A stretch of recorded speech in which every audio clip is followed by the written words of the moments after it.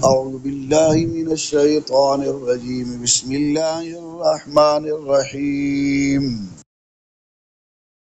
فويل للذين يكتبون الكتاب بأيديهم ثم يقولون هذا من عند الله ليشتروا به ثمنا قليلا فويل لهم مما كتبت أيديهم وويل لهم مما يكسبون۔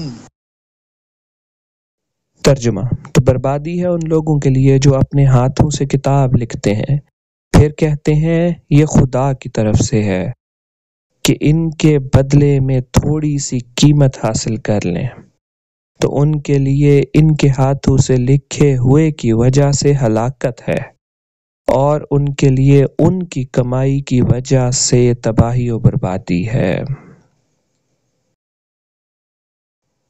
فویل، تو بربادی ہے۔ جب سرکار دو عالم صلی اللہ علیہ وآلہ وسلم مدینہ تشریف فرما ہوئے تو علماء تورات اور سرداران یہود کو کبھی اندیشہ ہو گیا کہ ان کی روزی جاتی رہے گی اور سرداری مٹ جائے گی، کیونکہ تورات میں حضور پرنور صلی اللہ علیہ وآلہ وسلم کا حلیہ اور اوصاف مذکور ہیں۔ جب لوگ حضور اقدس صلی اللہ علیہ وآلہ وسلم کو اس کے مطابق پائیں گے تو فوراً ایمان لے آئیں گے اور اپنے علماء اور سرداروں کو چھوڑ دیں گے۔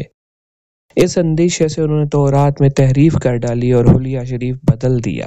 مثلا تورات میں آپ صلی اللہ علیہ وآلہ وسلم کے اوصاف یہ لکھے تھے کہ آپ صلی اللہ علیہ وآلہ وسلم خوبصورت ہیں، بال خوبصورت، آنکھیں سرم گئی، قد درمیانہ۔ اس کو مٹا کر انہوں نے یہ بتایا کہ وہ بہت دراز قد ہے، آنکھیں کنجی نیلی۔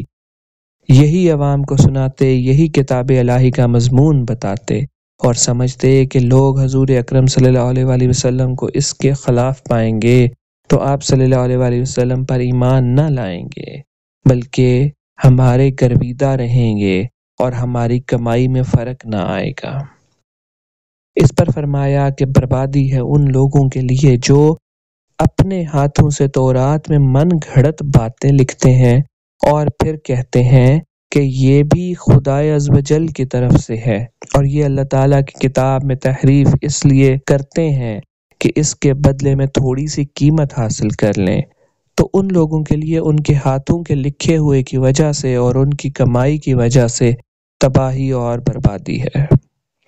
اللہ ہمیں سچ بولنے اور اس کے حلال کمانے کی توفیق عطا فرمائے، آمین۔ صدق اللہ العظیم۔